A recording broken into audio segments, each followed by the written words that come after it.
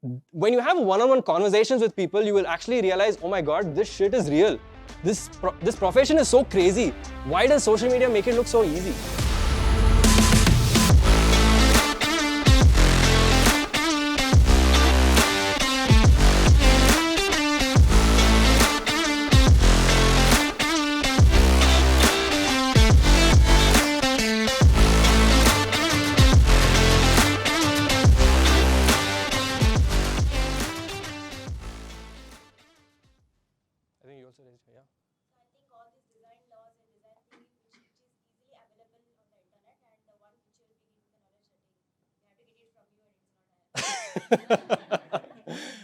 Okay, cool. So have you all, do you know who Christopher Nolan is? I'm guessing yes. And have you ever been in a situation where you go to the theater, you watch one of his movies, and then you're thinking about it during the intermission, the movie gets over, you're coming out of the theater, you're with your friends or family, and you're still thinking about it and trying to make sense of what is this movie about, what is the meaning, is there a part 2 or whatever. You go home, you sleep over it, maybe you dream about it. Next day you get up and I'm like, I want to know what that means, right? Like he must have had something. It's not just a random movie, some concept. And maybe you do some research about it. Because in the end, you want to form an opinion on it. Or else your mind will not let you be free, right? You have to feel something about it. So that's what all of you are going to feel by the end of today, after the session, because it's a lot of things that, like I said, people should talk about, but then they don't. And sometimes that's not good for the industry. Cool. But before I get into that, I usually start my sessions with a story of mine, some part of my story. I think a lot of you know how I started my career and things like that. There are interviews and I've written, I think in my guide also I've written something about it, but I'll talk about how it all started. I'll be moving here for the slides. Okay, cool. So this is, oh, by the way, when I was making the session, so my principle is more images and less text. That's what I recommend everybody to do in their case studies. So I follow the same principle over here. All the images that you see are generated from Midjourney. And I actually wanted to spend time learning Midjourney, but I felt like I don't have any strong intent because if I want a good result, I probably have to put in the time and effort, and I didn't have any reason. So I thought, okay, let me generate all images through Midjourney because I'm trying to depict a concept, explain something very specific. So yeah, so cool. Okay, moving back. So this was, obviously this is not me or any of us. These are fake people. This was back in probably 7th and 8th standard. So my friends and I, we were in our friend's house. We were watching a couple of YouTube videos on the laptop. And we were watching these entertainment and funny videos, basically the reels and YouTube shorts of today. And we decided that, maybe we should make our own short video. And so we got ourselves a camera. We got this Nikon point-and-shoot camera, no iPhones that day. I mean, no iPhones back then and all those things. And we had no idea about filmmaking or video editing or design. We were just a bunch of nerds, like complete nerds. And so we sat down for 15 minutes, wrote some script, and we shot like a small video about it. And I'll read this out probably. And this was just like one of the screenshots from the video. I actually went back and tried to find it. You can see it's like 480p, beautiful resolution. And basically we made a movie called, we made a short video called How to Be a Superhero. And we posted it on our Facebook groups. All the three of us, we were in different Facebook groups, different schools. So we had like our own Facebook groups and people actually liked it. Not because it was great or had beautiful editing, it was just because it was fun at that time. Nobody was making these, entertainment things, right? So we decided that we would start making more and more of this. And we enjoyed doing it. So we would get in different friends and we would get more actors and stuff like that and try to make a better video every single time we made one. So we even got sort of upgraded our camera and we got like a better camera and started shooting things. One day we were, I think this was when I was in 10th probably, we got really bored of making these lame ones. So we thought, let's actually make a proper short film. Let's make it nice and interesting and let's have a good storyline, right? So obviously as guys, as we're kids, we like, Pokemon and Dragon Ball Z and Power Rangers and all that stuff. So we made a movie called Powerless Rangers. Okay, and this time this was probably like a 15-minute movie that we made, and this I mean we tried to contact Netflix to put it, but Netflix probably didn't exist at that time, I guess. So this time what we did was we decided that we would bring in a concept of visual effects and animation and stuff. And this is when I started to learn animation and just getting my hands dirty with After Effects and things like that. And so we made this one, and I think people really enjoyed it because it was something unique that nobody was doing at that time. And I personally enjoyed it. Me and my friends, we did it. I think we were like 5, 6 actors, and that's me, if you didn't know. But yeah. So fast forward, I moved to 11th or first PUC, as we Bangaloreans call it. So I think at that time, all of us had gotten busy because I had just entered college, and everybody else was in like 9th and 10th. They were ready with board exams and preparing for stuff like that. And we decided that, hey, you know what? Let's make a big movie, right? Let's make a really good one. We've done this visual effects stuff. Let's push it to like the ultimate test, and let's go all in. The thing was, we didn't know what we were going to do or how we were going to do it. We didn't know what was the storyline. We didn't know who was going to do the editing. And we didn't have like, MacBooks and big render engines back then, right? So we had to work with what we had. And so we somehow spent 6 months making this whole big movie. And it was insane amount of editing, a lot of figuring out to do. The number of times Premiere Pro and After Effects has crashed is I can't even count them. So, and all of us, we were doing this while we were in school. While we were in college, I was in college, everybody else was in school, and we had like weekends to do. We would do sleepovers and sit down and edit these movies. It was a very interesting period in time. So after 6 months, when we made the movie, we all got together and we were doing this final premiere of it. Right? We were ready to launch it the next day to all our Facebook groups, and we were watching it, and after watching it, we realized, man, we've put so much effort to make this movie. Half of the movie is filled with visual effects, right? But I somehow feel like people are expecting more. And we had sort of kept giving little sneak peeks to our friends in college and school and telling them, hey, this is like a Marvel type movie. There's going to be action effects. And we would show them a couple of clips and we would keep up the hype. And so we decided that, you know what, let's delay the launch of the movie. Let's make a trailer out of it, okay? Let's make it like a 2-minute trailer, get everybody excited, and then we'll launch the movie 2 weeks later. So we had to sit down and figure out, okay, how do you make a trailer now? We had one guy in our team. He was very good at English. Today this is 11 years ago, right? So today he's an RJ in Canada. So that's how good he was in English at that time. So he gave us a script. And then we sat down, me and my friend, we sat down. We figured, okay, this is the scene we'll put. This is the text that it should match. And I was sort of like the creative director. We made a trailer. We launched it on our Facebook groups. And next day I go to college. And this is how I'm walking into college, okay?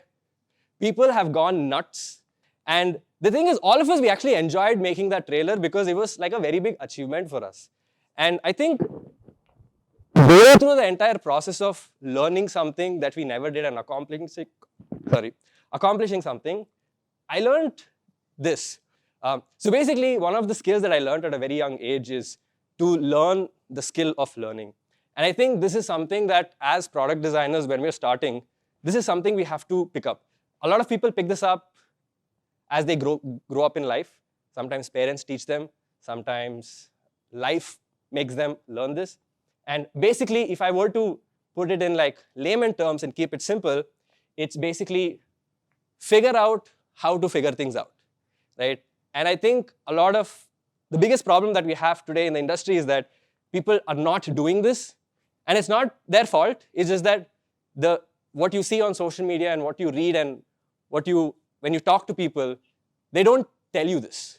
They tell you, only this part, how to figure things out. But what ideally you should be doing is this part, where you're figuring out how to figure things out.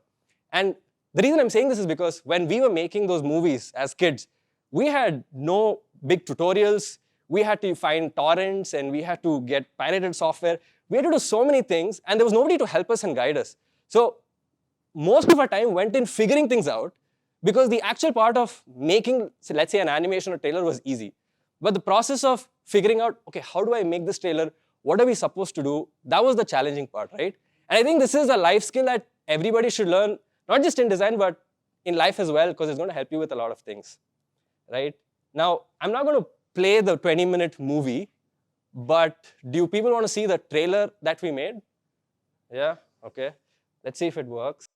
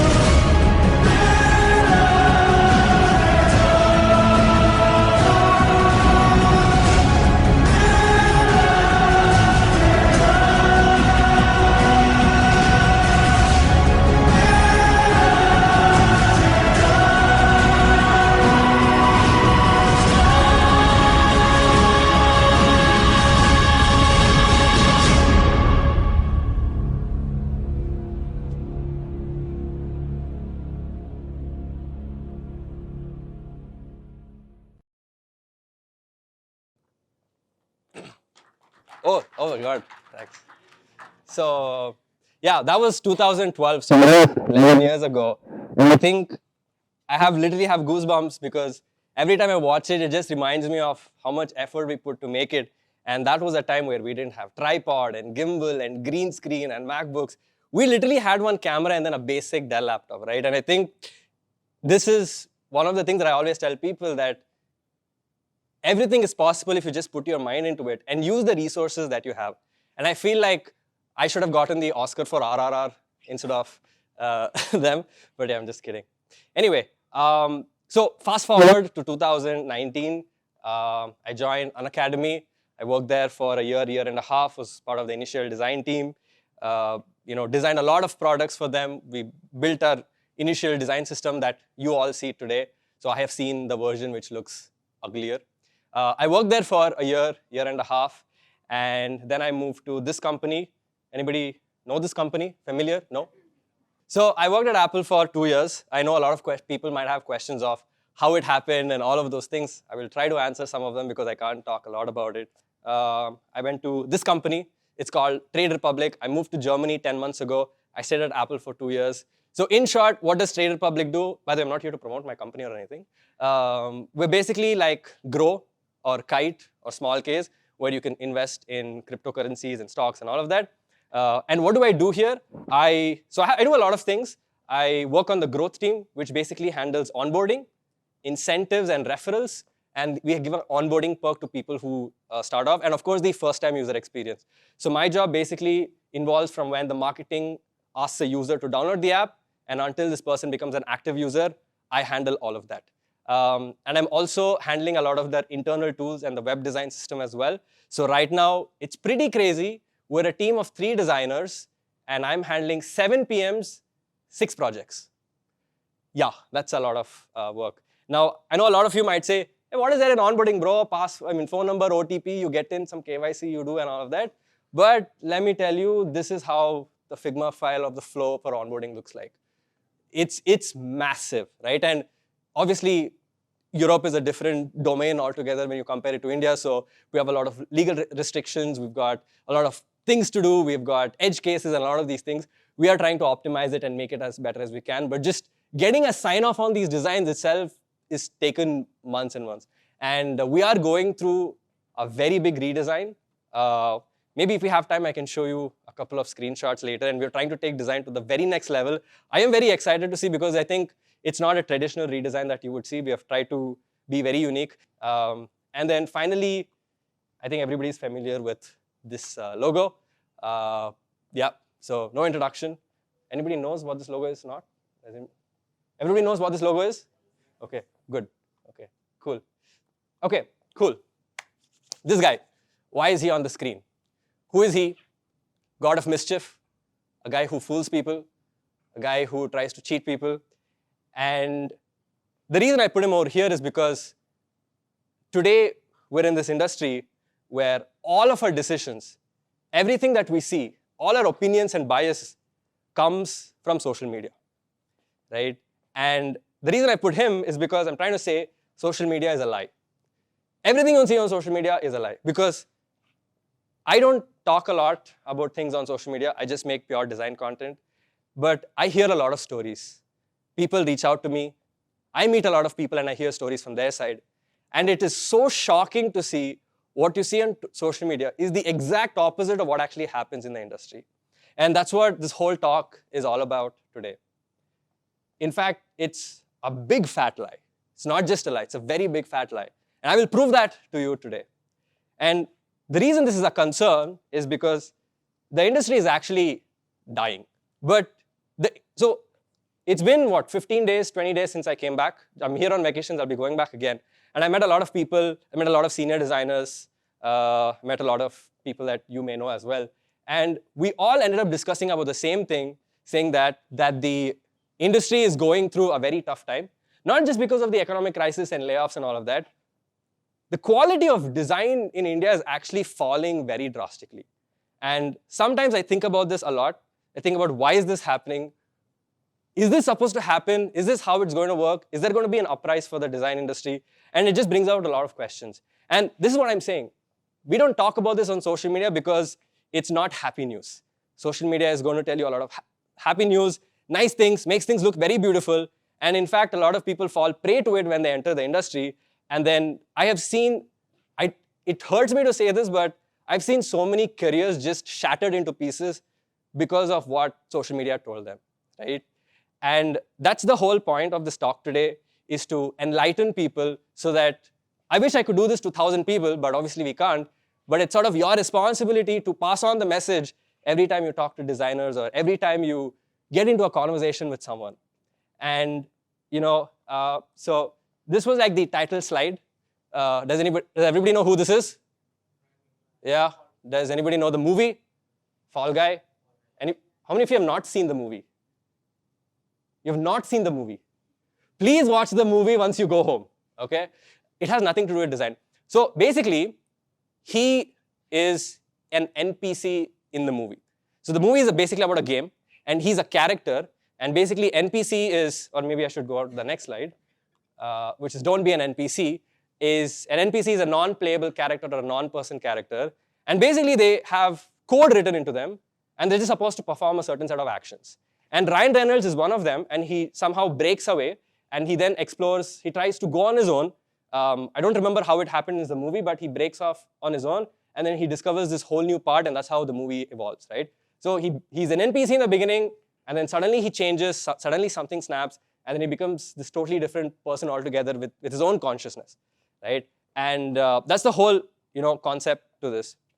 So I'd gone to Zurich in March. I'd attended this design conference. I think I put photos on my Instagram. I was a volunteer there, and I attended this session by this guy called Daniel Burka. How many of you know who he is? Okay, there are a few people. So in quick terms, for people who don't know, he is sort of a consultant. He's a product manager. He's not a designer.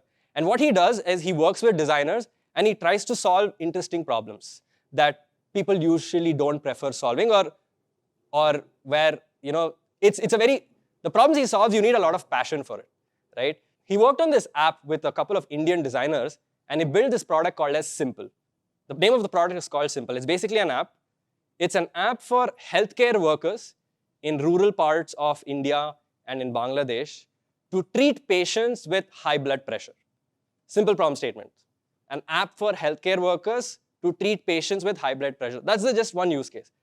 But it's a really big problem that exists and nobody sort of knows about it, or maybe they do, but the government doesn't want to do about it. So he came across and he decided that he would solve this, and he did this project probably in like 2016, I guess, and they won a lot of awards for it, and the designers he worked with are Indian designers, and it became a big thing. And definitely go research about it and search about it, you'll know a lot. And he had come and given that talk. Now, I have watched that talk many times. I've seen it in person as well. And the interesting thing is that every time he does the talk, he keeps adding new things, right? So it's always not the same talk. He keeps adding things and he makes it more interesting. And at the end of the talk, this guy, he opened the room for questions, and one guy raised his hand and he said, "Hey, Daniel, fantastic talk. I have a question. So I'm a consultant, professor at this design school. And my question is, how do you get all these junior designers, right, to work on problems like this? Where do they find problems like this, and how can they solve and, take up these problems?" And the answer Daniel gave is pretty much the base for the entire talk I have today. And he said, look, there's a big problem in the industry today, okay? We have a lot of junior designers. And junior designers means people who come from boot camps, online courses, even self-taught designers, and even people who have like 2 to 3 years of experience. They're still considered junior. There is so many people who have this interest, passion, energy, but they have no skill only whatsoever. They have like no skills. And you have this other group who are senior designers. And when I say senior, I'm not talking in terms of years of experience. I'm talking about their skill set, right? They might have 4 years, they might have 6 years, they might have 10 years, but the skill set. These senior designers have all the skills, but they don't have the passion to solve these problems. They've worked hard in their career. They want to work at FANG companies. They want to have big ESOPs. Because to solve problems like this, right, these interesting problems that can actually impact and save the world, it needs to come from within. It's an internal motivation, and there's no money, right? The government is probably going to give you some money. The NGO that you work with is going to give you some money. And you might want to do it on the side and get some side income, but do you really want to give in that time and energy to it, right? You've worked so hard in your life. You've built a successful career, and maybe you want to chill, right? Of course, there are exceptions. I'm not saying that everybody's like this. And big disclaimer, everything that I say today, there are exceptions. So don't take everything, at face value. And so now my question to all of you is, let's do a quick poll. If we were to solve this problem, okay, and we can't solve it today, it's going to take some time. Which path is easier?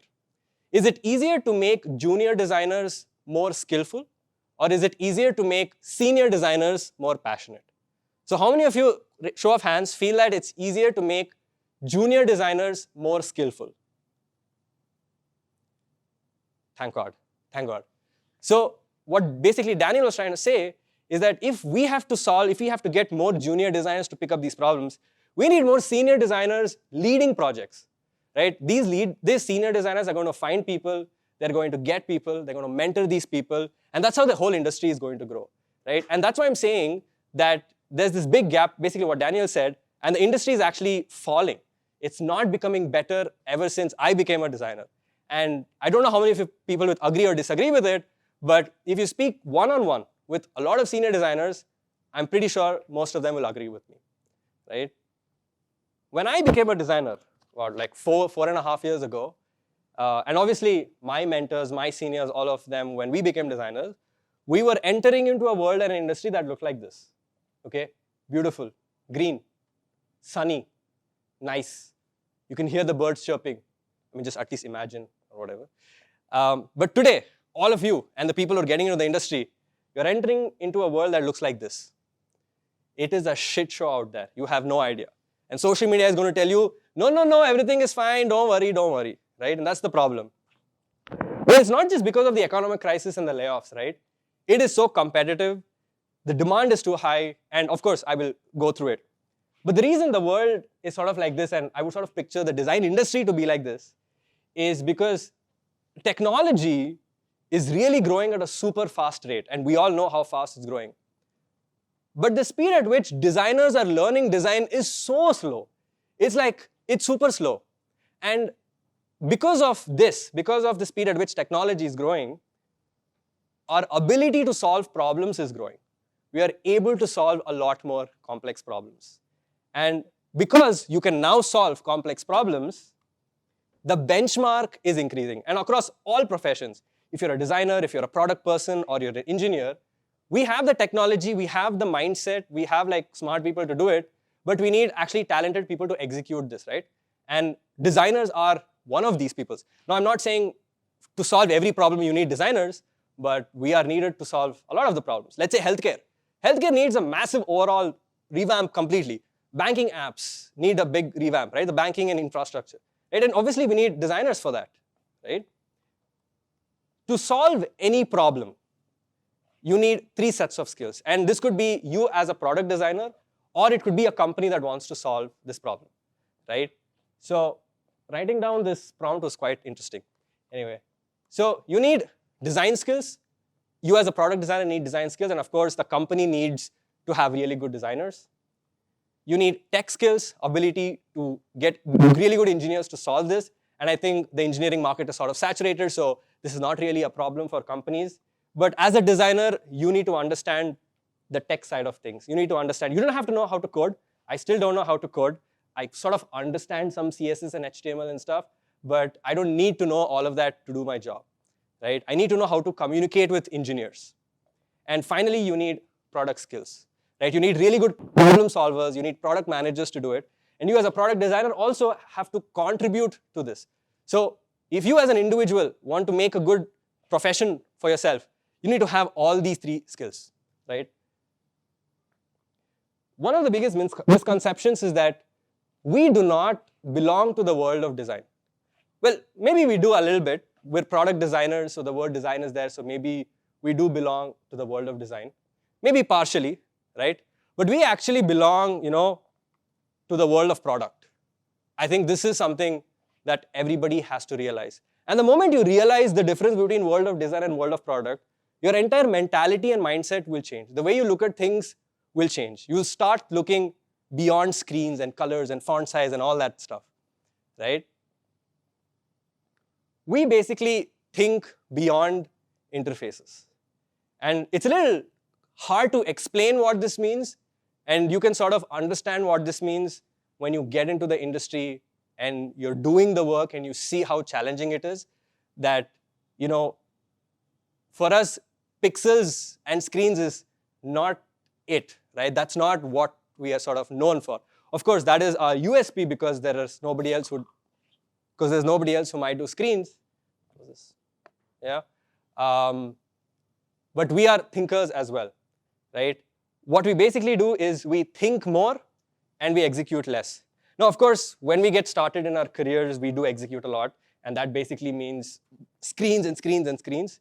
Even I do screens. I've been a designer for a long time, and I will continue to do screens. I like to do it.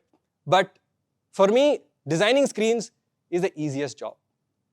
Thinking what to put on the screen, thinking how to solve the problem, how does this impact the product as a whole? How does this impact the company? Does this make sense? Asking all of these questions, that is where most of my time goes, right? And I always tell people to complete stage 1 within 3 to 4 years, right? So what does stage 1 mean? Let me explain. You see, within 3 to 4 years, and let's say we make it 5 years, you need to have sorted your product design skills. That is your hardcore technical skills. Now what that means is, let's say you join a new company, it's a very new industry, you're solving a very different problem. Even though you have never solved that problem in your life, you need to know how to figure out and craft a design process to solve it. This is what senior designers are known for. It's obviously not possible for all of us to solve every single problem, right? For example, at Unacademy, I was designing a dashboard which required a very different set of skills. In Trade Republic, I'm handling onboarding with like a bunch of 50 screens, and designing screens is easy for me, but figuring out how do I make this set of 50 screens how do I make it super concrete, easy to use? Like I have to look at data. There are a lot of things to consider, right? And let's say you go to a flight booking app and you have a totally different set of problems to solve there, right? Maybe you do more research, maybe you do less research, maybe you have data, maybe you don't have data. With everything, you need to know how to craft that design process to solve it, right? And this ability to do it, you should have figured that out within 3 to 4 years. Because what happens is, if you don't do it within 3 to 4 years, or maybe let's push it to 5 years, worst case scenario, it's going to be very hard for you to pick up these skills later on. And the reason is because now you have been a designer for 4 years, and now you want a better pay. You want to get in a good product company. But the industry expects much more than you, much more from you. But you don't have those skills. So how are you going to learn those skills? Because for you to learn those skills, you actually have to put yourself in that zone, figure out the problems, struggle and fail, and make it happen. It's not something you can read from a book or watch a YouTube video, right? So you will then have to give yourself enough amount of time, and basically you're losing out on time, right? And that's why I'm saying it's so hard, so disheartening to see so many careers just shattered into pieces, and they're literally struggling and just trying to survive in the industry. They're not like, I don't give a shit about being lead designer. I just hope I don't get laid off. I'll stay in this company. I'll get this decent salary, right? You might think I'm bluffing, but that is actually the reality. That's what I hear from a lot of people. Or else I would have not even made this presentation, right? Because my biggest question is, how long will you sit and design interfaces? Do you want to be a designer, with 8 years experience and designing login screens and error states and checkout flows? Now, sure, maybe you will, but that should be something you can close your eyes and do. That shouldn't be where you're spending most of your time on. That should be probably 5% of where your time is going, right? Because as you grow in your career, you need to be a thinker. You need to make product decisions. You need to understand how to hire people. You need to understand how to make the company grow, how to build a good design culture, right? There is a lot of work to do. And for you to do those things, you need to have figured out your design skills, UI skills, UX skills, know what are the patterns, know how to make a good user flow. You need to give yourself 4 to 5 years, because then you can then focus on other things, right? Because you're going to probably be a designer for what? 30, 40 years, maybe before you retire, right? So if you're designing screens when you have 10 years of experience, something's not right, right? And I keep thinking about stuff like this all the time, at home. And I always think, today, we have a lot more resources. We have a lot more design influencers. We have boot camps, online courses, ebooks. We have so much. We didn't have shit when I started. Design Pilot didn't even exist before I became a designer, right? So why is the quality not improving? Why is it decreasing so bad, right? That's a question that I often ask myself. What is the reason for this? If the ability to become a product designer exists and it's so much easier to do it now, why don't we see any improvement? Why are people struggling to get jobs? Why are people not able to succeed in their career, right? And I'll obviously show you proof of this. Basically what happens is people enter the industry. Most of them don't really know what they're getting into, and they don't see what's there in the front. They're just going on as it is going on. They just be like, okay, fine, it's fine, so maybe I don't want to do anything too restless because maybe I'll lose my job, or maybe if I leave this company and try to apply for one, I might get rejected. So I don't know, right? So you're walking in this tunnel and you don't really know what you're getting into. And again, like the biggest reason is social media, right? You're just following what somebody just told you. You just saw something online. Everybody's sharing good news, so you think it's nice. So you're keeping that hope that because everything is nice on social media, maybe I should just also keep going and things are going to turn out fine. But nobody shares the actual failures, the pitfalls, the disadvantages. I mean, there are people who do still talk about it. We know Harish talks about it a lot. Harish from Cred talks about it a lot. But how much of an impact can you really make with a tweet or a LinkedIn post, right? When you have one-on-one conversations with people, you will actually realize, oh my God, this shit is real. This profession is so crazy. Why does social media make it look so easy, right? And for every one person you see on social media who is actually saying something valuable, who is actually giving value, who actually is credible enough to share that information, right? For every one person, you will see there are these many people who say all sorts of shit and nonsense online, right? And the person who is actually giving the valuable content, he loses all his importance, right? Because there are people who are going to argue with him, they're going to come in the comments, they're going to say this, they're going to say that. And you as a person trying to figure out a way, you are so confused. And most likely, if you have to choose and blindly tap on one of this, you will choose a person who is saying a lot of shit online, right? And he put out this tweet where he said, design is not just about pretty pixels, is a line that is most often said by folks who can't design pretty pixels, right? People who can't design pretty pixels, so he's basically saying that they're using it as an excuse just because they can't. But most of the folks that can design pretty pixels, on the other hand, tend to know that design is not just about pretty pixels. It's just that they don't go around preaching it. Like these people who are actually good at pretty pixels, who know that it's more than pixels, they are not sharing things on social media. That's exactly what I'm trying to say. All of these people will say, hey, you don't need to be a great UI designer, you don't need this, you don't need that. Yeah, fine, you need it, but it's not about this. But none of these people actually are credible enough to say that. You be a good designer first, and then you can tell people design is not just about pretty pixels, right? So this is just one example. I'm sure, I don't know how many of you are active on social media, but I see a lot of nonsense every single day, and it just irritates me, right? And sometimes I feel like maybe I should come and say something, but again, I'm going to get sort of washed out, and nobody's going to pay attention because sort of basically my point is, if I were to go back, they're diluting the quality, right? It's pretty obvious. If there are 15 people saying one thing and there's one person who's saying the opposite, obviously that person who's saying the opposite, no matter who he is, his value is going to get diluted. The quality that people expect from the industry is going to get diluted, right? If everybody says, hey, it's fine, you can start your career without good UI design skills, you can pick it up along the way. If 100 people say it, obviously people are going to believe that, yeah, maybe that's true because what 100 people are saying it, right? But the reality is obviously the different, They hide the reality, right? And no matter how much we go or we try to preach the truth, and people who are credible enough who go and try to preach it, they don't get the value, they're supposed to get.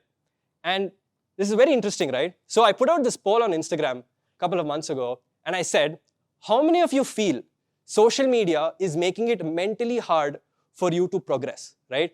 Reading success stories, FOMO, seeing people put out their work, industry news. So 40% said, social media affects my mind a lot. 41% said it bothers me a little bit.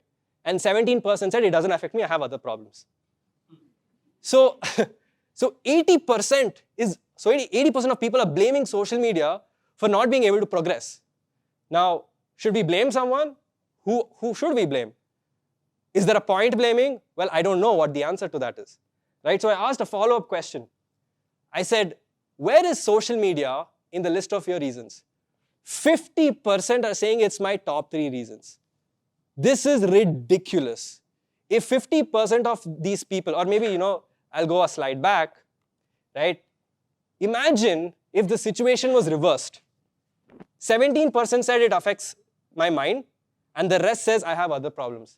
That is the state that we want to be in. That is when the design industry will be considered mature, when social media is not making things complex for us. Maybe we have other problems like personal problems, financial problems, time problems, health problems. That's fine. Those things may or may not be in our control, right? But social media is contributing so much, and it's making a big mess. And sometimes that's what I think. In our time, when I was becoming a designer, we didn't have a lot of this noise. We didn't have design influencers. We didn't have a lot of people making ebooks and making these Instagram posts and all that time. It was a lot simpler. We just had a very few designers that we could look up to. We would ask them questions. We would again go to meetups like this. I've been to so many meetups like this. I've been in the audience side. I've asked a bunch of questions. And it's a lot simpler. Today, it's a big fat mess. The world doesn't need UI UX designers anymore. Conditions apply. So what does this mean? Now, before everybody gets angry and be like, hey, I'm a designer, you can't say that about me, right? Look, it says UI, UX, designer. User interface, user experience, designer. That's all you do, which is very much limited to your screens. Now, it doesn't matter what you're called in your company. You may be called interaction designer, UX designer, it doesn't matter. But if what you're doing is the work of a UI UX designer, the industry doesn't need you anymore. We needed them 4 years back, 5 years back, 10 years back. Today we don't. Why? Because technology is growing at a fast rate. The ability to solve problems is growing. And the benchmark is increasing, right? So if the benchmark is increasing, of course, we don't need people who sit and execute. We need people to do a lot more things and solve problems, right? What we need are product designers, right? And again, you might be called a product designer in your company, but if you're doing UI UX work, you should sort of try to get yourself out of that situation. And I think that's really important to do that. Because the industry has come to the stage where we're like, We need smart people. We can't handle pixel perfect people. And obviously already people are scared about, Galileo taking over your job and Midjourney and this and that, right? So it's so hard for an AI to take over a product designer's job because it keeps evolving. And it's not as easy because we deal directly with humans. We directly deal with business. For an AI to understand what are your business goals and figure out a design to solve it, it's going to take a lot of time, which means you have to feed data. You have to feed AI your company data. And I'm just giving you an example, right? But it's so hard for an AI to take over a product designer's job because there's a lot of things to do with the mind, right? And not just any product designer, right? We need industry standard product designers, right? Now, I'm sure all of you are wondering what is industry standard, right? Let me give you a very simple example to understand this better. When I was a designer, I think I had probably one case study on Medium. I had most of my work on Behance and Dribbble. And in fact, I actually started my career with a smaller company before Unacademy. I worked at this travel company for like 4 months. And it was a failed startup. I didn't know about it. I just wanted some job to get started with my career. And they gave me, I think, like 50,000 per month or something like that. And in 3 months, I realized this company is a lot of shit. There's nothing happening. I need to get off this company. So I spent the next 1 month sort of putting together my portfolio, making it better. And that's when I got into Unacademy. And when I got this first job, at this travel company, they looked at my Behance portfolio and gave me a job, which is very surprising, right? But today, if you go to an interviewer with a Behance portfolio and Dribbble profile, very high chances you're going to get rejected on the spot. Like, I didn't know I had to write case studies, but I wrote case studies because somebody told me and I felt like nobody's doing it, so maybe I should do it. And I was very good with English and writing stuff, so I was like, okay, maybe let's do it. Maybe it's going to increase my chances of getting a job. And today, everybody puts out case studies. Case studies and case studies and case studies, and it's filled with case studies. I get so many notifications. People send me their Medium articles and ask me to review it, right? Today, you need that. So basically, the industry standard is growing. It's increasing. It's changing. And you need to match that if you have to go through with the career. It's very hard to say, oh, I've made it in my career now. I have nothing to worry about. No, I can't say that. I have to keep worrying. I have to keep figuring out, okay, what is that I'm lacking? What are my career goals? What do I want to achieve? And what is the industry going to need in 4 years down the line? Right? Because let's say 4 years down the line, I may want to work as a lead product designer. What is the industry going to expect from a lead designer 4 years down the line? And technology is not going to stop. Technology is going to keep increasing. It's only going to become harder. When I started as a designer, UI design wasn't given much prominence. But today we're seeing so many apps with good design, and everybody is like, you need to have good design. You need to have good UI design skill, visual design skills. And it's only going to become more strict as you go forward, right?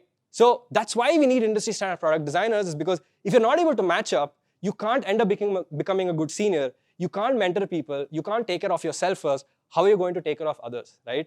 And I think that is what is really scary about this. Because if you look at the industry, right, I sort of always think about him when I look at the industry, is that the industry has no mercy, right? Look, I'm going to keep changing the industry standard. If you want to learn, you learn, or else I will snap my fingers, that's all. Okay, you figure out what you want to do, right? And this is the scariest part, right? It's fine that we can create more industry standard product designers, but if social media gets fixed, if we get a lot more talented people and credible people talking about things on social media, it won't be a problem, right? Social media is not the problem. It's the people who are coming and saying things on social media that's the problem, right? And this was very fun to print out, to write this prompt and the next one. Everybody enters the profession like this, with your design degrees and certifications. And how many of you have done Google's UX certification course? Don't worry, I'm not going to attack you. Right? Okay, cool. So there are people over here, so I'm going to be less brutal. So they come with their certifications. They come with all sorts of things. And they enter the industry like, hey, I can now be a product designer, bro. I have case study. I have 2 case studies. I have this and that. And this is the reality. Check this out.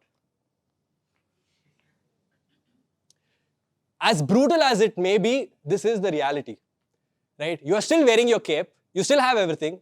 But what sort of job are you doing, right? And that's what I said, right? If you're not able to match the industry, this is what you'll end up doing. And maybe in the future, a robot is going to come and replace Superman as well, right? we already have, robot vacuum machines, right? Because this profession is not hard. That's not a typo. I'm saying this profession is not hard. It's insanely, ridiculously, crazy hard, okay? That's how hard it is. Not just for you, even for me as well. It's very hard. Getting your first job is not hard. And if you believe getting your first job is hard, you have no idea what's in store for you, right? It's so easy to get a job, but what is hard is building a successful career is hard, right? I'll get into this a little bit more later. Surviving in this profession is really hard. I really wish you could have seen the font. It was a nice font. Anyway, because a lot of times what happens is you end up in the situation where you're all alone, you're stuck, you don't know what to do. Maybe I should not paid money for that course, or maybe I should have spent time doing this or that. Whatever it is, you will end up in the situation. And this is not going to happen in 2 to 3 years. This will happen when you're 5 years later, 6 years later, when you realize you're not seeing any growth whatsoever, right? And I'll tell you, this is the reality, right? No community is going to come and save you. No community is going to say, hey, don't worry, bro, you're a part of my community, I'm going to fix all your problems. That's not going to happen, right? Your friends are going to say, hey, I'll give you a referral, man, I'll refer you to my company, this and that. Not going to happen, right? Maybe they will refer. Your network, how many ever people you go try to reach out to on LinkedIn, I'm not able to progress, my company's not listening to me, I don't know what to do, right? The only thing that will save you is your skill set. And I have been through so many downfalls in my career, and although I don't say about it on social media, for me it's a very big downfall, but every time I came out of it, it was only because I had the skills to come out of it. Sounds like I'm bragging, but definitely I'm not, because I've seen a lot of my mentors, a lot of my seniors, I have seen the downfalls they've had. And the common pattern that I see between all of them is that the only thing that saved them, that helped them get out of the situation, was the skills they had. Sure, maybe a referral would have helped. Maybe you saw somebody shared a job opportunity to you. Maybe that did help, right? But you ended up getting out of the situation only because you had that skill set, right? And I'm going to move on to this next point, and I think this is a very important point. And like I said, social media is going to tell you the opposite. When I was at Apple, not when I was at Unacademy, I was a designer with probably just 6 months of experience. I hadn't even completed a year. And a lot of people believe that I applied to Apple. It's actually not. Apple was the one who reached out to me, right? And the guy who hired me in the end, he gave me a call, and we got on a call for 2 hours, and he was just getting to know me, right? And he told me in the call itself that, look, I'm not offering you a job. There's no position itself open. I just want to get to know you. You seem like a smart guy. You've been doing this YouTube and dark mode and all of this. So I just want to keep in touch with you, right? And we spoke for a lot, and he asked, what are your career goals and what you want? And remember, I was one of you, like you people, 6 months of experience, just fresh into the design industry. And I told him everything, and I was actually very excited. And at the end of the call, he said, yeah, man, keep in touch. I would just advise you to start focusing on the Apple ecosystem, learn about the human interface guidelines, this and that and everything. But again, I'm not promising you a job, okay? Like, just keep that in mind. And I was in the park, outside my house, and I was talking to him on the phone. And I came back home, and I sat down on my bed, and I was just trying to digest the whole 2-hour conversation. What am I supposed to do with this conversation, right? Some dude from Apple reached out. What am I supposed to do with this now? Should I act upon it? I don't know what to do with it, right? And I told myself that, Chethan, maybe you should give it a shot. But you know what? There is a 1% chance you'll get into Apple. Come on, bro, you're a 6-month-old designer. How you'll work at FANG company? Come on, bro, be realistic and all of that. And there was this other part that said, I think you should go for that 1%, give in your 200% and try to achieve that, get to that 1%. Even if Apple doesn't work out, you'll still be in a much better situation. Maybe you can leave Unacademy and join probably like Ola or Swiggy or a better company with a better salary, right? It's still a win-win situation. So I sat down and I started analyzing, how the hell is a 6-month-old designer supposed to convince Apple that he's worthy of joining them? And this is what I had to figure out, right? This is what I'm saying. Learn the skill of learning. Figure out how to figure things out, right? Now, reading the human interface guidelines and doing all that execution work, all of that is easy, right? But how do you convince a FANG company that you're so good, right? And honestly, I still don't know why they hired me towards the very end. And I started learning a lot about the guidelines. I discovered WWDC, which is their annual conference. I went back in time, watched all the videos from 2014. I started mentoring people. I started colleges started inviting me to give talks. So, and I kept keeping this person from Apple updated with everything that happened. And after 1 year, he reached out and he said, "Hey man, I think I've shared all the things with my boss, and I think he's interested in getting you into the company. So looks like it's going to happen." They want interns because they want you to do some job. Unless it's a big company like Duolingo or Uber or Microsoft. Like these are mature companies, right? They are hiring you with an intent of converting you full-time. The rest of the companies, they will hire you as an intern just to get work done from you, right? And that's not what you want to be in.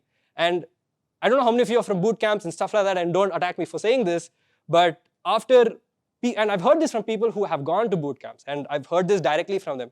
They said, "Chethan, they actually promised us placements, they promised us this, and they promised us that. I'm not even getting an interview for an internship. What do I do now?" And I'm like, it's maybe too late. I don't know how to solve this problem. You'll have to start from scratch, right? I know you listen to them, you put your hopes on them, but that is not the reality. No company is going to take you and be like, come, I'll teach you design, come. Nobody's going to do that. And Apple didn't do that. I had to prove to Apple first that, look, I'm a good designer, right? It's fine you want to train me, but I will go from 0 to 80% myself. You take me from 80 to 100%. That is what you need to do if you want to make a career out of this industry, right? And that's just not just for junior designers. Even when you're moving from mid-level to senior to lead to manager, and manager to VP and all of that, you have to showcase that you can go from 0 to 80% on your own, and then let the company put that bet on you, and then they will take you from 80 to 100%, right? And I think this is a very important slide, right? They will only teach you what you cannot learn on your own, right? Like, digest this. This is so important.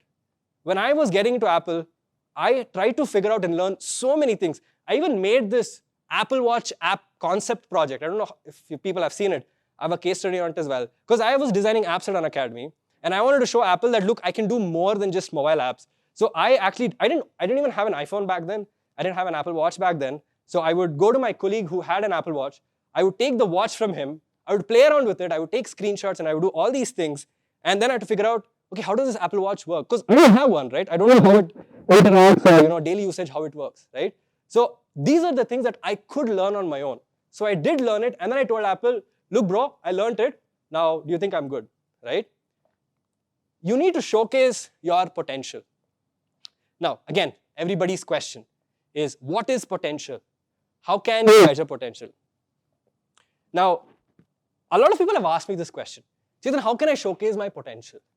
And it's very tricky to answer this question, but I came up with a very simple answer.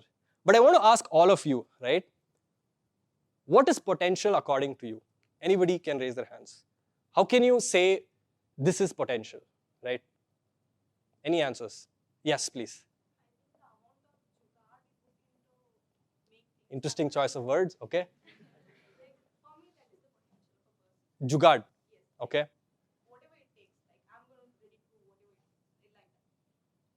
So you mean whether I do it right or wrong? Yeah, like giving it a try, we'll learn something. Okay. Any other answers? Yes? How do you measure positive impact? How can you tell yourself that, hey, Swiggy, I have potential. Hey, Unacademy, I have potential. How can you show that? How do you show that? I'm sure all of you have the zeal to learn, but how do you show it to the company? Sorry? You mean number of years of work experience? So you'll give them a number of how many times you've tried? Not exactly. Okay. Any other answers? The ability to come out of an unexpected situation thrown at you. What if you've never been in an unexpected situation? Cool. I'll give you the answer. Okay. Of all the things you can learn on your own, how much did you learn on your own?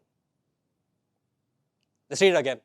Of all the things you can learn on your own, how much did you learn on your own? Right? And this is easily visible when people look at your projects, case studies, when they do whiteboarding sessions, when they see you presenting your work, right? Because people who are recruiting you and good designers, they know what anybody can learn on their own, right? Today, everybody knows that you can learn Figma all on your own. You don't even need any YouTube channels other than Figma's YouTube channel. You don't even have to watch my tutorials. The whole industry knows that you can learn Figma all on your own and be a good UI designer. But is that shown in your work, right? The industry knows what you can learn on your own. It knows what you can't learn on your own. It knows that you can't learn how to handle data, how to solve complex business problems, how to build a very complex design system, right? The industry knows that, right? So if you can show them of all the things you can learn on your own, how much did you learn on your own, that is basically showing your potential, right? Now, we'll talk about success. Cool. They want me to do a Q&A, so maybe we'll pause for a while. So my question is, say we have been in the design industry and we've worked at a company, but I've had a bad experience. Okay. Now my confidence is shattered. Okay. How do I get back and follow this? Because I discovered this path based on my the experiments that I did. I learned web design on my own. Okay. I did freelancing, and then I discovered UX, and then got a cracked interview into a top design agency, and then had a bad experience. In the top design agency? In the top design agency. So okay. Now my confidence is shattered that maybe I took a wrong decision. Decision of what? So when I learned web design and I fell in love with it, I thought maybe I should learn UI UX to upskill myself. Okay. Because web design, I felt anyone can learn. Correct. It became very easy. I was like, I need to upskill. So I had a choice of whether it should be UI UX because I had a design background and I learned web design and all that, or should it be web development so that it's a complementary skill. So now that I choose this path, when I had this bad experience, I look back to this point, should I have taken a different path? Or now that my confidence is shattered, should I continue in this path or should I go back to learning web development to complement my web design skill? If you go back to what you did, you will regret that decision even more. Okay. This is where you want to be. It's fine if you have had a bad experience. I'm sure a lot of people have. I know a lot of people personally who have, and I have tried to help them get out of it as much as possible, but you have to keep going. And there is one big section where I talk about what should you do if you're in a very similar situation. It may not be the answer all of you may want, but that is the only answer available, right? And so I will talk about that, but it's fine, don't go back. That's basically what I'm saying, right? Yeah. So being a junior product designer, so company are expecting like they said. So recently I sit for an interview and they asked me design skills. Okay. So what exactly design thinking basically, design thinking they were saying. So what exactly it is design thinking, like for a junior product designer, because we're not like a product manager applying for product manager. Right. What exactly it is?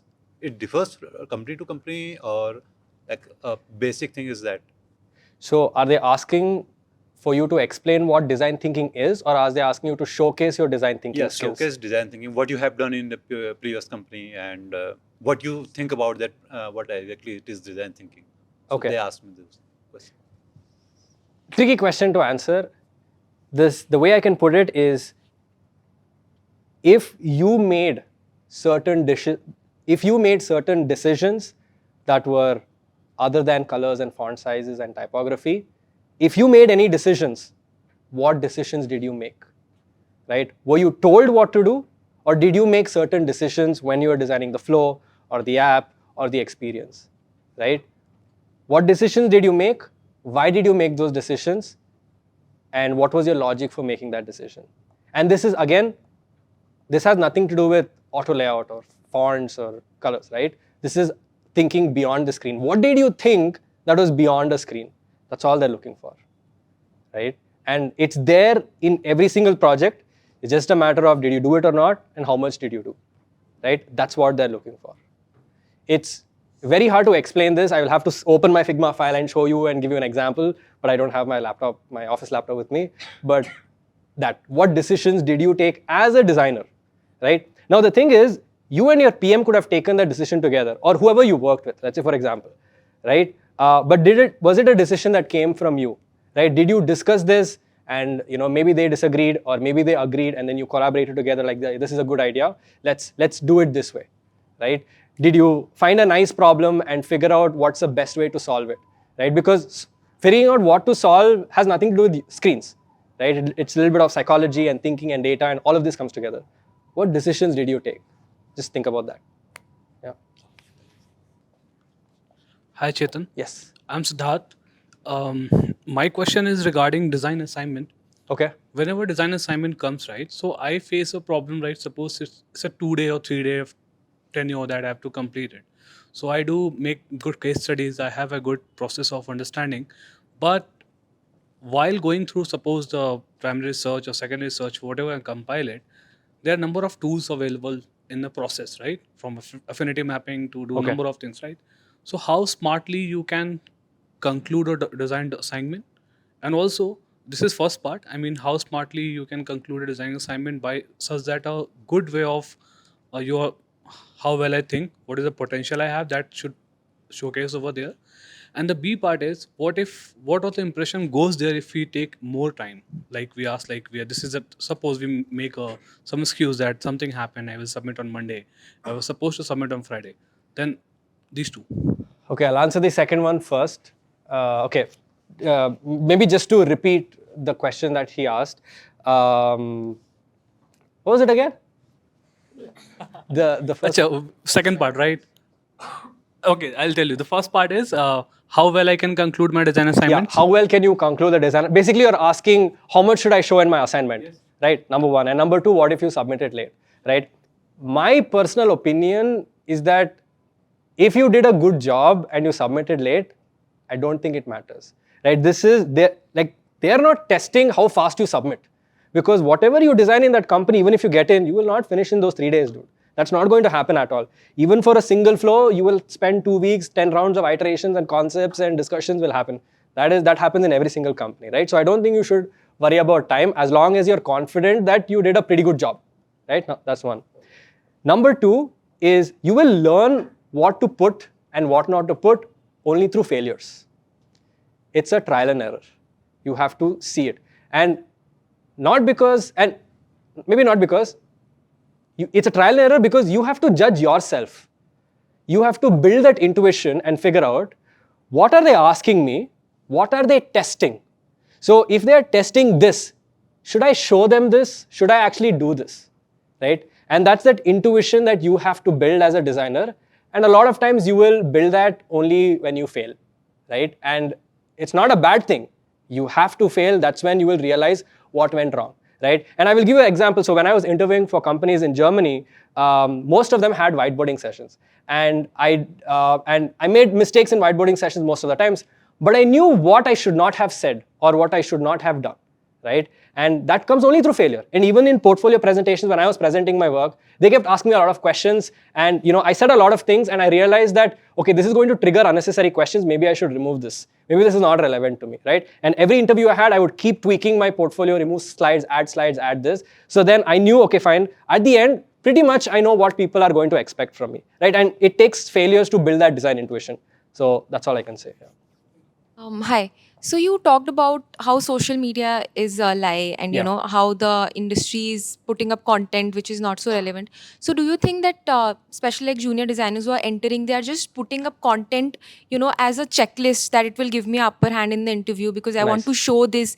So like you put something out of your understanding and your experience in that thing, and therefore you want to share it because you have deep understanding of it. But people are just putting it up because just they want to, it's just a checklist, that sort of thing. So I think that is why we are having so many just wrong sort of content out there. Right. So was there a question or? I'm just asking, like, this is why this is happening. Do you think that this is why it is happening because it's just become a checklist? Oh, that's because there are a lot of people who preach that. Yeah. They say that it increases your chances of opportunities. Bro, this is not lucky draw. This is not lucky draw. It doesn't increase your chances of opportunities. Good work will increase chances of opportunities.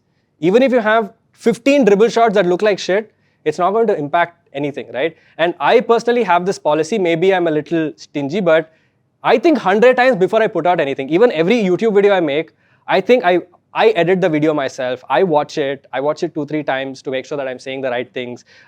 Sometimes when I say something, when recording, I feel like maybe I should change the way. So I re-record the entire thing. I am very careful about what I put out because I don't want anybody to feel, hey, this guy's losing his touch. Maybe he's gotten bored. Maybe something's wrong. I don't want anybody to believe that because that is going to make other people take over me, right? So putting out no quality is better than putting out bad quality, right? Because if you put out bad quality content, people know that maybe you're not a great designer. But if you haven't put out anything, people will be like, maybe this guy's a good designer, we haven't seen any work, let's give him a chance, right? So it's like that. So it's definitely not a lottery system, but there are people who say, put it out and, tweet every day, you're going to get followers, put LinkedIn posts and all of that. I never say that to anybody. I say, you want opportunities, you want chances, put out great work and good work. If you don't like it, don't put it out. It's as simple as that. And I will show you another example of it in a different context, but yeah. What is success? Okay, and let's talk about this. I'm opening the room for this, right? We have a pilot. When can you say that this pilot is a successful pilot, right? Show of hands, anybody can answer. You can look at this pilot and say, man, that's a successful pilot. Yeah. Sorry? When he lands. That's not success, that's a requirement. But fine, yeah. Number of badges, okay. Medals, okay, cool. Anybody else? Yeah? Number of hours of flying, nice, okay. How do we react when things go wrong? Okay, nice. Number of hours without an accident. Number of hours without an accident, cool, right? No, I don't know what the answer is, okay, because I'm not a pilot, right? But they have a criteria to define this is a successful pilot. We just don't know what the answer is, right? What about a chef? Edible? Come on, man, that's a basic requirement. That's not success. I can also make edible food. I am not a chef. Yeah. Don't burn it. You have to raise hands, please. I can't. Don't burn it. They don't burn it. Okay. Michelin star. Okay. When somebody eats chef's food, They should feel happy. Okay. They come back for it. Okay. Nice. Yeah. Start their own restaurant. Okay. The coffeer. Like the more arrogant. The chef. Ah, nice. Okay. Gordon Ramsay. Okay, cool. Right? So, all of you have given different answers, right? But the way I like to look at success, not just about product design, but everything in general, is successful people have access to the opportunities they want. Okay? If you don't want to work in a Michelin star restaurant and you want to have a very successful cafe where you get a lot of people every day, that is still success. You don't have to be a crazy dessert maker or prepare the best authentic Indian food or whatever, right? Your goals are very different. If you can access those opportunities, right, then you're successful, right? And I want to talk about this a little bit more in detail, right? So let's talk about us, product designers, okay? How do you call somebody a successful product designer, right? Again, show of hands. Product designers, all of you only. When users can use the app easily. Okay. Or maybe let me put it this way. You want to become a designer like this person because they are successful. There are a lot of people who can build good apps, but are all of them successful? Maybe in your definition, sure. But does anybody have any other definition? Ability to solve the problem. Okay. ability to solve any given problem. Like Okay. they are new to that problem. Okay. They have an ability to solve it. Okay. You're all about your assignments. Okay. Okay. They have opportunities coming to them to switch or to work at certain problems which they want to solve, not they are forced to solve. Nice. Okay. Impact and opportunities. Impact and opportunities. Okay. Nice. So you can go behind money. Okay. That is also success for a lot of people. I know a lot of designers who are very rich, very, very, very rich. They make a lot of money. And there are many ways to make money, right? And going behind money is not a bad thing, by the way, right? It's just that in your life, you need money because maybe you didn't have money, or maybe your situation requires that you need to have a lot of money. Whatever it is, right? There's nothing wrong with going behind money. And the second option is to go behind opportunities, or maybe the type of work that you want to do, the impact you want to make, right? I belong to this category, right? That's how I like to think of myself, right? Now, the interesting thing here is that you have to choose which one you want. But it can change in the future. Maybe in 4 or 5 years, I'll feel like, dude, I want to make a lot of money. I don't want to work on this. I just want to chill with my family. I want to make a lot of money, right? Maybe I'll switch my behavior. That's totally fine, right? But every career decision you make, every person you listen to, everybody you take advice from, every opinion you make has to be based on what you want, right? And I will tell you a very nice story. So when I was still at Unacademy, there was this person who reached out to me, and she said, hey, Chethan, can you mentor me, please? I really want to be mentored by you. I want to get into this profession and all of those things, right? And then I asked her, so why do you want to get into product design? She said, look, I'm in this other job. It's not great. And I do like product design. I've done some research about it. I want to get into it and all those things. And so I just want to have a decent career and all of that. So for me, I consider that to be a red flag, because you're doing product design because it's plan B, not because it's plan A, right? So I don't know how many of you know, but I did CA, and I moved to product design, made that my plan A by leaving CA behind. So I gave my final exams. I didn't clear. I studied for it. I went through to the very end, but I didn't clear my exams. But that's fine. I finished that phase of my life and then made product design plan A, right? And so I told her in a very nice way that, look, dude, I don't have time and all of those things. But she kept coming back to me again and again and again. And somehow I felt like, okay, maybe Chethan, you should just give her a chance, hear her out. So then I asked her, okay, fine, tell me your story.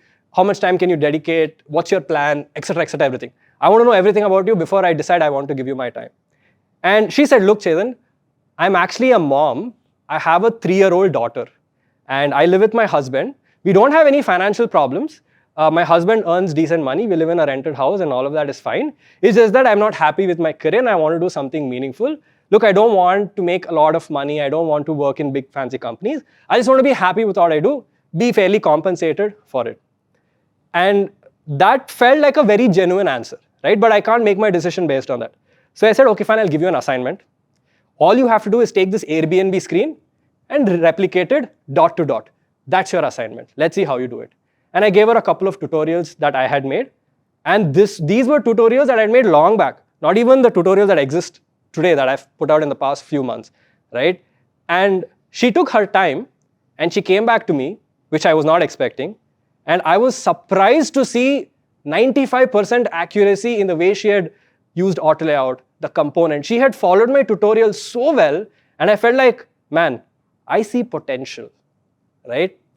And so then, 3 months later, in 3 months, and I was like, okay, fine, I'll mentor you. And then we worked on 2 projects, and then she started interviewing, and she got a call with the design agency. It's not a top design agency, but it's a pretty decent one.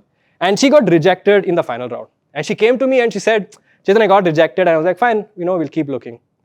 A week later, she replied back and she said, Chethan, that company that rejected me, they want me again. They want to interview me again. I'm like, okay, fine. Why do they want to interview again? Did they not reject you? She said, of all the people they had interviewed, she had the best case study. She had the best visuals. And they want to interview me again. So I told her, okay, this is your second chance. Think about all the mistakes you did. Learn about it, fix it, and do the assignment that they're going to give you again. They gave her a different assignment the second time. She cracked it, and she got into the company. Right? This was way back in 2019, I guess, or early 2020. And she reaches out to me every 6 months, and she has a 5-minute conversation with me. It's so weird. And she just checks in like, hey, Chethan, how are you doing? Right? And I just asked her, she reached out to me a couple of months back, and she asked me, Chethan, hey, how are you doing and all that? I'm like, yeah, dude, I'm good. I'm in Germany and all of that. And I asked her, so why do you keep reaching out, just like in intervals, like 6 months time? And she said this, you helped me in the most difficult time of my career, so I would like to always stay in touch with my mentor. Now, for me, this makes me so happy, right? But it also saddens me because I don't want to be this only guy who is getting messages like this. I want the whole industry to be getting messages like this, which means I want more senior designers impacting people's life like this, changing people's life. Now, she got what she wanted. She had access to the opportunity she wanted, and she got it. That is success. I'm sure I'm making more money than her. I'm sure I have more opportunities than her, but she got what she wanted, right? And that is success. And she made all her decisions based on what she wanted. And that's why I asked her, what do you want at the very end? Because if I know what you want, I can tell you how to make decisions, what to learn, where to apply, right? I told her there is a good chance that you will not get into a product company because you're not aiming high. She's like, yeah, that's fine. A design agency is okay for me, right? I don't know how long I'll work, right? I have a daughter to take care of. Maybe when she grows up, I'll have to spend time with her, right? But for now, a design agency, decent, maybe 8 lakh, 9 lakh salary is fine for me, right? That is success. And I always tell this story to a lot of people because it proves that if you want what you want, you have a clear mind, you listen to people who know how to give advice, and you just follow that, you'll get what you want, right? So this is like a prime example, right? Now, again, a question to all of you, right? This should be interesting. Let's say you start your career as a designer, and you've been a designer for 5 years, or maybe you have not been a designer for 5 years, but in 5 years timeline, you will achieve many things. Maybe you'll get a bonus, maybe you'll get promotion, internship to full-time. It could be anything, right? And of course, everybody wants everything. But according to the industry, what do you think is the first achievement that is actually worth celebrating? Because I'll tell you what, today, people celebrate the smallest of the smallest achievements on social media like they got married or some big party they're doing. I'm like, dude, anybody can do what you did. Okay? Don't live off that fake validation, right? Fine. You wanted to say you got this, fine, that's good. But it's fine to celebrate it with your family, maybe treat your friends, maybe gift your mentor something who helped you, right? But what is it that is actually worth celebrating where the industry will come and say, good job, bro, well done.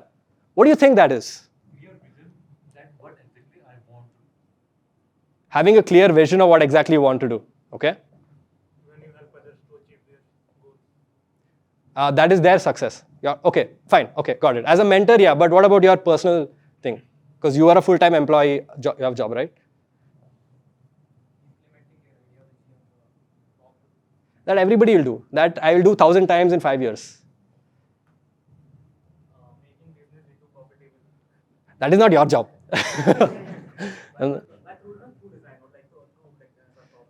No, design is one of the factors, marketing and all that all comes. Anyway, and this is my opinion, right? You don't have to agree to it. If you feel like agreeing, more than welcome, right? It's when you get a job in a company that truly cares about design. The thing is, everything that I'm saying is sort of connected with each other in its own weird way, right? And everything is depending on each other. If we have companies that care about design, they will hire good designers. And if they're not able to hire good designers who are looking for a job will not get jobs. And they will realize, oh, I actually have to learn good design to get into this company because this company truly cares about design. It's all interconnected, right? And that's why we can't blame it on this. Of course, I can blame it on social media, but there are other things that we really can't blame it on, right? This is when you should actually go out and celebrate and said, okay, fine, now I've done something great, because getting this is very hard. Like I said, getting your first job is not hard. You can get an internship, you can get into a design agency, you can get into a service-based company. But getting into a company that truly cares about design is very hard, right? And that is what you have to sort of focus on. The thing is, this is how we are. The industry is at this stage, right? Just 2 leaves. We're just getting started. There is a lot of work that the design industry has to do. And when I say design industry, it is all of you, the future generations of designers who are going to come. You then have to mentor designers who are coming into the industry. It's your responsibility. I have done my share of learning design and giving back as much as I can. I'm sure a lot of other senior designers have. They might not be content creators and they might not create content on social media, but they are nurturing the designers they are getting into. They are slowly helping companies understand the value of design, build their design culture, hire designers. They are doing their bit as well. But we just don't have enough people who are capable enough of doing this, right? And to be like, and if I were to put it, I'm saying that we're running out of designers, right? Even though we have so much supply, we are running out. Majority of the companies, they don't understand the design industry. I'm going to go through these slides really quickly because it's like super simple and straightforward. They don't know how to hire. And I'll give you a very nice example, right? I have done hiring as a consultant for a lot of other companies. I have hired in my company. I have seen how hiring happens at Unacademy. And I know what's happening in Apple as well because I've been there. One of the most interesting things that we do at Trade Republic is when a new HR joins our company as a talent acquisition person, we make them attend our design reviews, at least 4 to 5 design reviews, so that they understand what is it that designers in Trade Republic actually do, what skills do they have, what is the expectation of leadership, and can I find that in people who I'm interviewing?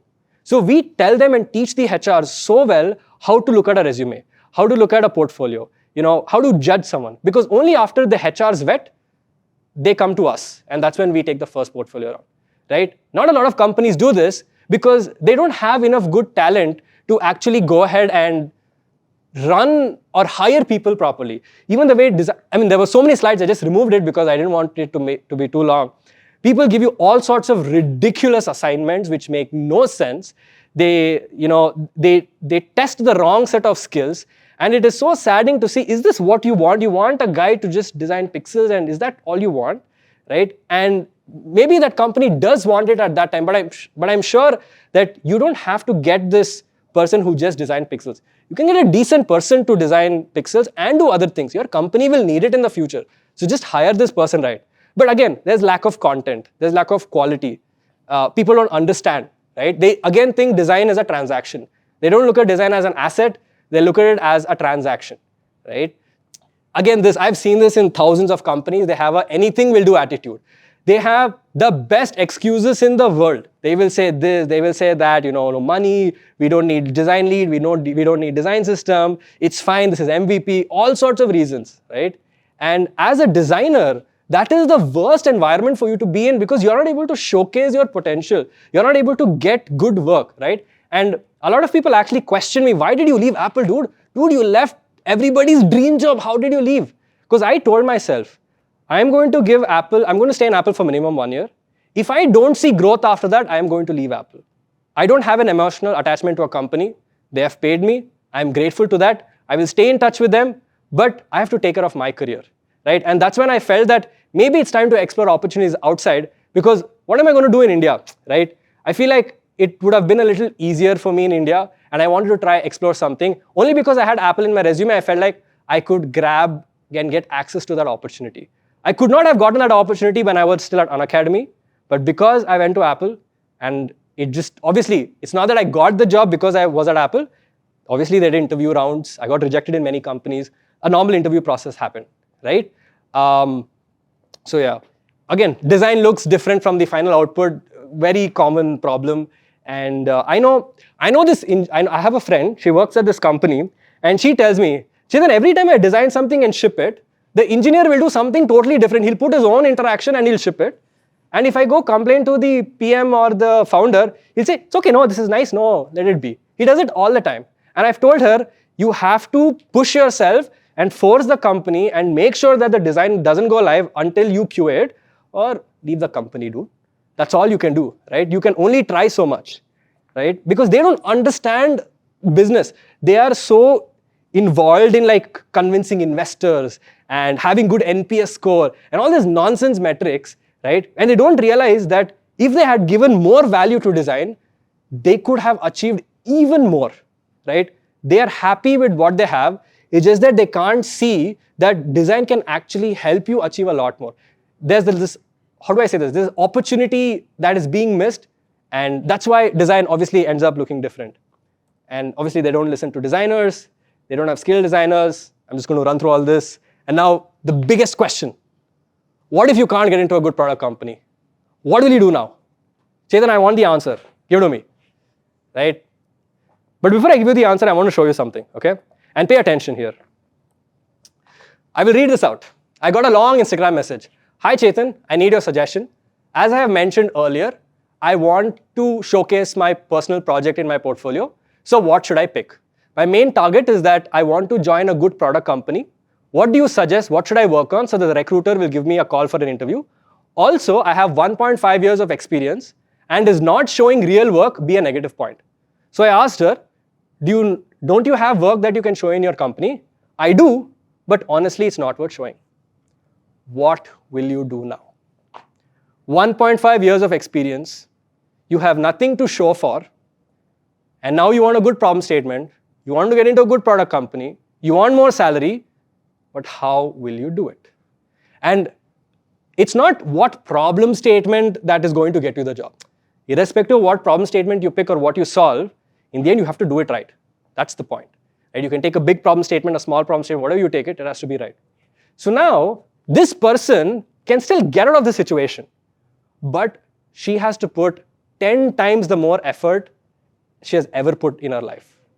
Because she can't leave her company, which means now you don't have a choice but to make a kick-ass project, learn every skill, put in late nights, put in weekends, because in the end, you want a good product company and you're not showing work you've already done, you're basically a fresher with 0 years of experience. And now it's possible. I'm not saying it's not possible. She's probably a youngster, she's probably what, 22, 23, 24 years. But do you have that mental mindset and that intention and that strength to do it? Do you have that mental energy to do it? Maybe she does. If you're in the same situation after 5 years, do you think you have the mental energy? Because the industry is going to expect way too much for you. You either have to start fresh, maybe start as a PD2 or a PD1, probably work in a small company, start your career all over. Do you think you can do that? Of course you can. But how many of them have the mental energy to do it? This is exactly what is happening in the industry today, right? And I can give you so many examples, I can pinpoint companies, I can do so many things, but obviously I'm not going to do that, right? And one big complaint that I get is this whole chicken and egg problem. To get into a good company, you need design skills. But to get design skills, you need to work in a good company. How is this possible, dude? How will you do it? I don't know. Hey, this is not possible. It's cheating, right? We also had this problem. It's not a new problem. Even I was becoming a designer, we had this problem, right? So if I was able to solve it, so can you. But the thing is, people don't know how to solve it. So the first thing is, and this is answering your question where you have been a designer for a while, what do you do now, right? Find the gaps in your skill set. What is it that you don't know? That's number one. Number two, what won't your company offer? Sometimes as a product designer, I mean, not sometimes, you always have to have good UI design skills. But the problem is some companies, they don't care about UI and they'll just be like, let's just ship something decent. Let's use some UI kit. Let's do this. Let's copy Cred. Let's copy Swiggy, this and that, blah, blah, blah, right? So you're not the company is not offering you the ability to learn good UI design, right? So find out what that is, right? Start planning your exit. The earlier you start planning your exit, the better it is. I started planning that I would leave Apple just when I'd completed 1 year, even though I knew that I would finish 2 years and go. I started planning very well in advance, right? And it took me 3 months to get my visa and all of that. So probably I started applying to companies when I had finished 1.5 years. So that I wanted to stay 6 months in Apple, do the interviews, get my work permit, and then move out, right? I started planning that, right? Give a flexible timeline of maximum 2 years, right? You need to be out of that company from the day you decide that you need to get out. Give yourself 2 years of timeline. The better it is, the faster you do it, the better it is. Now, the reason I'm saying 2 years is because if you give yourself 2 months, you are putting so much pressure on yourself that you have to get out in 2 months. But if you give yourself enough of time, let's say that person who sent me that message, she made the decision that she wants to leave the company after 1.5 years.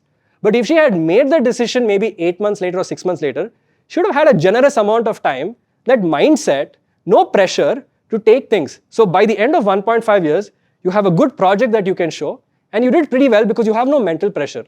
That mindset, that is so important because like I said, we're not executioners. For us, it's not just about doing things. We have to think, we have to learn. There's a lot of work to do, right? So if you fix your mind, everything will become a lot easier, right? And obviously, finally, you get to work. Now, the second option is this, okay? you fight for it. You fight for it so much that you get what you want. Now, the problem this doesn't work is because the company doesn't trust you. They don't believe that what you're suggesting is going to add value because you don't have credibility. You're a junior designer, dude. You have 2 years of experience. Why should I listen to you, right? That's what's going on. So now, if you want to win, you have to learn, you have to prove, and then maybe the company will listen to you. Maybe. If they do, that's good. If not, then no. I have a friend who works at an immature product company, and he realized that we need a design system because it's becoming so hard for me to design, the other designers to design. And he went and told the founder, look, dude, we need to make a design system. Let's get in like a senior designer. Let's do something. They said, no, we don't need design system and all. It's working out fine and everything. But this guy knows that the design system is going to help and we need a decent one. Textiles are not even defined. There are 1,000 shades of grays. So what do you do, right? So he sat down, spent extra hours, figured out how to build a really good design system, learned all the ins and out, and then he spoke to the engineers, and he did it all on the side. The company had no idea he was doing this. And then he went to the company, he told them, I need 1 hour of your time. He explained everything. They implemented the design system, right? This is the hard route. I mean, actually, both of them is the hard route. It's just that both of them will require work, right? Do you want to stay in that company and give them a chance and prove to them? Or are you ready to put in the extra time and effort to get out of that company? Right? Because you have to take care of yourself.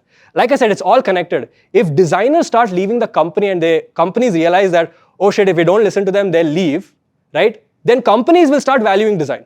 But because people are not leaving the companies and they're staying there, and I heard this from someone, people said that they're so scared to leave the company because showing 6 months of work experience in a company is bad. I'm like, okay, that's a very valid assumption, but the design industry does not care about your 6 months. If you're a good designer, they will take you in no matter what, right? And so people are staying in this company because they want to show 1 year in the working experience, or they're scared that 6 months or 4 months leaving the company so soon. When I was working at that startup, I didn't give a shit. I said, I don't want to work in this company. I will leave this company. 3 months, I started preparing. 1 month, I sat down to prepare. 4th month, I was out of the company, right? And I don't really care what they think. And Unacademy didn't care that I stayed in this company for 4 months. It didn't. They said, okay, fine, your work is good, I'll take you in, right? Because this whole thing is like a game of chess, right? And I can closely relate to this because everybody starts at the same level. The moves you make in the early stages of the game can predict what moves you can make in the later stage. You can't just, now if you lose a certain pawn, or you make a certain mistake, or you play a certain way, you can't do any move you want. It will totally determine the moves you make in the future, right? And you can make only a few mistakes in the beginning. You can't make mistakes in the end. It's fine, you make some strategic mistakes, you take some risks, you lose some pawns, maybe you got outsmarted in the beginning, right? That's all you can afford. Because the more you do it, checkmate, right? So always think of it in this way. That's why I tell yourself, give yourself 3 to 4 years to sort it out. 5 years to sort out that stage 1 where you've figured out this whole design skills. 5 years is a very long time, to be very honest. And a lot of the things you can really learn on your own. Even if the company is not, let's say, you want to become a good UI designer and the company is not giving you the opportunities, you can easily learn it on your own. You can redesign apps on the side, you can watch tutorials, you can practice, you can do a lot of things, right? But it's just that sometimes people don't know that you have to do it. And then you have the social media pressure, and then you have your personal pressure, parents' pressure, peer pressure, and then I'm like, God, I hate this, right? This is what usually happens. Writing this prompt was very nice. I was like a kid walking on large footsteps in snow, right? So it's so important to follow in the footsteps of people who have what you want or people you want to be like, right? And I see this thing that anybody who looks cool on social media or who says interesting things, I want to be like them. That's what people tell themselves, right? And they follow and sort of preach and make decisions and opinions based on that person. But dude, that guy has totally different things. His career is very different. You shouldn't be taking advice. You shouldn't be following that person's footsteps if you want to reach where you want. You have a totally different end goal. That guy has a totally different end goal. That guy might be a good UI designer. That guy might be a talented guy. But dude, he's a freelancer. You want to work at a FAANG company. It's totally two different career paths. You need to make sure you pick things very well, right? So make sure you follow in the footsteps correctly. And this is what even I have done, right? I am also tracking people who I want to end up like. And I keep observing, what are they doing? How are they making decisions? I go to the LinkedIn and see, okay, well, how is their career graph looking like? How many years did they work? And I see how does that fit in with my thing? Because you can't obviously follow exactly, right? But the thing is, you don't deviate much from the path that you're taking, right? And I think obviously, right, learn from people you want to be like. Learn from people who have what you want. Ask yourself, will this decision help me reach where they are? If you fix your mind, 90% of your problems will go away, right? And I think for us, it's very important because it's not like, it's not something that we can do with our eyes closed, or we can do, like when you brush your teeth, you don't think. You just brush and you don't even know you brushed your teeth, right? But product design or learning design isn't like that. Our job doesn't work that way. Face your fears of receiving feedback, because this is going to be a part of your entire career. You will get feedback for the rest of your career. That is what we do. That is our job, receiving feedback and taking it. And if you don't know, if you take it personal, if you feel bad about it, it's fine to feel bad about it. But tell yourself, okay, I will take this positively, right? This person is saying it to me in good faith, right? I'm a person who can take very harsh feedback. I've had a very rough childhood. My dad has been very strict. So for me, if somebody says your design is shit, I really don't give a damn. I'm like, okay, fine. Can you tell me why my design is shit? Give me pointers. I'll go fix it, right? I am wired that way. And not everybody is wired that way. And that's okay. But you have to change your mindset. It's really important to do that. Make mistakes before it's too late. And as you can see, I've highlighted before it's too late, not making mistakes. You can't, like I said, in the chess game, you can't make mistakes in the later stage of the game. You have to make it in the early stages of the game. Learn from your mistakes before it's too late. Fail fast. Conditions apply, right? This is what people misunderstand the most. It's not failing that's important. It's failing after giving your 100%. And no offense to people who have gone to boot camps, but when you come out of a boot camp, you have maybe 1 or 2 assignments, and you get rejected left, right, and center from companies. You don't even get interviews. And you feel that's failing. But dude, you haven't even given your 10%. You have not given your 10%. Right? You should have put in so much more effort than what a design school is teaching you or what a boot camp is teaching you. And then you give your 100% and then you fail. That is considered failure. Right? So it's very important to, like even when I was applying to Apple, or when I was practicing, when I was learning things, I made sure that I'll give my 100%, and then if I don't get into Apple, I will consider that as a failure. Because if you don't even give your effort, you're going to get, that's irresponsibility. That's not even failure, right? So think about it this way. If you're failing, don't think of it as failure. Give it 100% and ask yourself, did I do my best when submitting this assignment? Did I do my best when submitting this for review, right? If you did, then consider that as a failure, right? And you have to fail. It's not that you give your 100% and you succeed. You have to fail, right? And again, talking about design schools and boot camps, they build an environment where they don't let you fail. Let you make mistakes. Of course, everybody does. But they'll be like, no. Don't worry. Nothing's going to happen, okay? All of that is going to be fine. And then when you get out of the design school or boot camp, shit gets real. Right? And then you realize, oh my God, what did I do that past 2 years or the 3 months or 6 months, right? I should have done a lot more. Because they'll tell you, it's all nice, it's cool, good feedback, and honest sessions and all of those things, right? It's like a casino, right? This whole making mistakes and failing. You just need to get it right once. And to get it right once, you have to do it 10 times. And I'm sure a lot of people ask this question in the Q&A.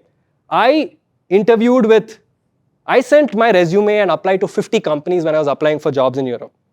Out of that, 25 didn't respond. 25 responded. 15 companies said, well, we don't want to hire you, we've closed the role or whatever some reason. They sent me a rejection, they didn't give me an interview.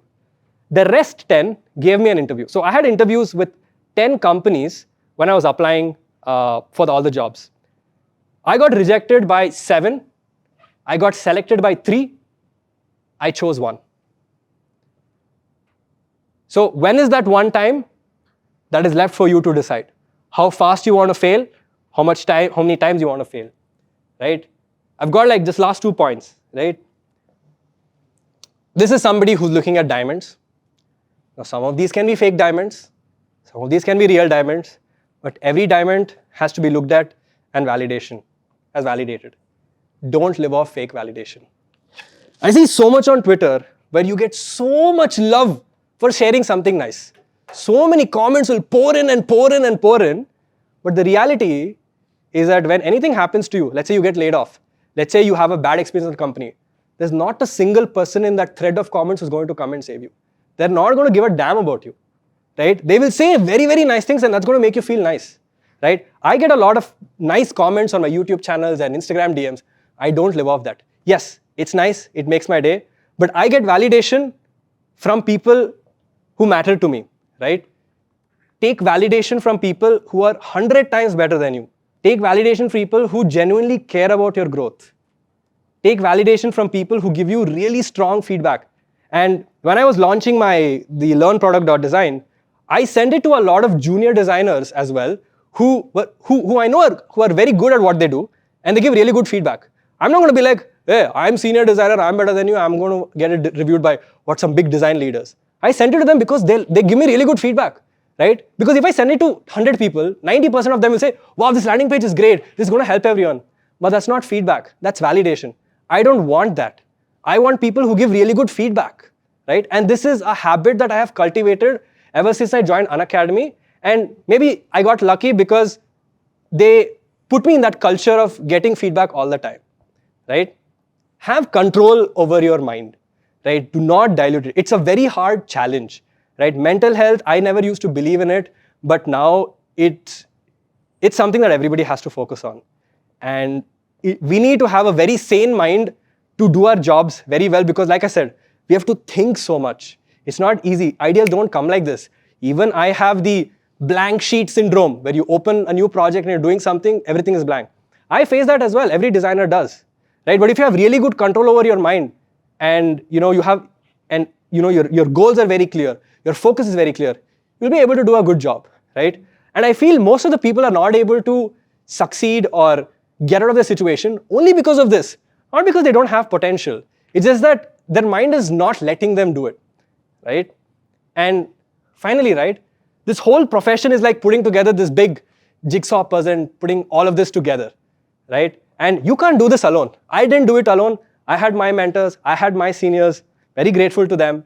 And even today, for me to be speaking here, right, or maybe I should say this point later, right? Everybody is going to help you put these pieces of the puzzle together. You can't do it alone. And if I'm standing here today and giving a talk, I will still give credit to that mentor who trained me so much at Unacademy. We don't talk a lot. He's gone on with his life, I've gone with my life. We chat now and then. But I am so grateful, I give him all the credit for it, right? I'm like, bro, because of you, I am standing here and giving a talk. Because of you, you trained me so well, you gave me the opportunities, you made me find out my mistakes. And he was a really tough mentor, right? He never sugarcoated anything. And finally, right, if we have to, move from that dead tree to a stage like this, it is our responsibility to give back to the community. And how is that? First, you become a good designer yourself. You prove to the industry that you're worth of being a good designer. And then you share on that knowledge. You don't have to create content. I'm not saying everybody has to be a YouTuber. We don't want a situation like that. If you become a good designer yourself, companies will trust you. You can mentor. The future generation can help and improve. And this is a team effort. I can't do this alone. You can't do it alone.